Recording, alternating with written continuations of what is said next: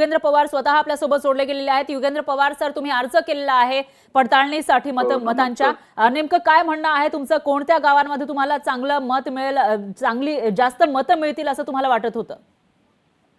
आता काय खरं तर जर फक्त माझंच असतं बारामती तर मग मी कुठंतरी ते समजून घेतलं असतं, कारण आमच्या समोर ताकद पण ती मोठी होती. विद्यमान उपमुख्यमंत्री आहेत, त्याच्यामुळं ते मी समजून घेऊ शकलो असतो.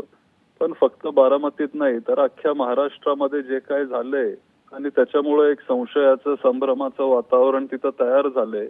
आणि तसंच बारामतीत पण आहे, काही ठराविक गावांमध्ये आम्ही तिथं गेल्यावर खूप चांगला प्रतिसाद आम्हाला तिथं बघायला मिळत होता. पण तसं न झाल्यामुळं आणि सुप्रीम कोर्टाने आम्हाला जो अधिकार दिलाय 5% बूथ परत चेक करायचा, ते आम्ही आता ते करतोय.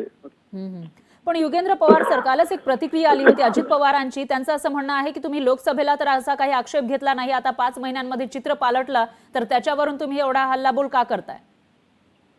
नाही, कारण महाराष्ट्रामध्ये कुठल्याही एका पक्षाला एवढं मतदान कधी झालं नव्हतं महाराष्ट्राच्या इतिहासात.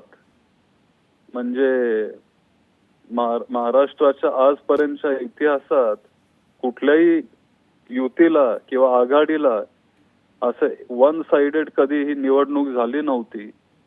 आणि त्याच्यामुळं आम्हाला सगळ्यांना वाटलं की आपण चेक केलं पाहिजे. आणि दिग्गज मोठे मोठे नेते पडलेत, काय काय तर त्यांच्या गावामध्ये काही लोकांना 0 किंवा 2 मतं मिळालीत आणि त्यांचं कुटुंबच तिथं 10 लोकांचं आहे.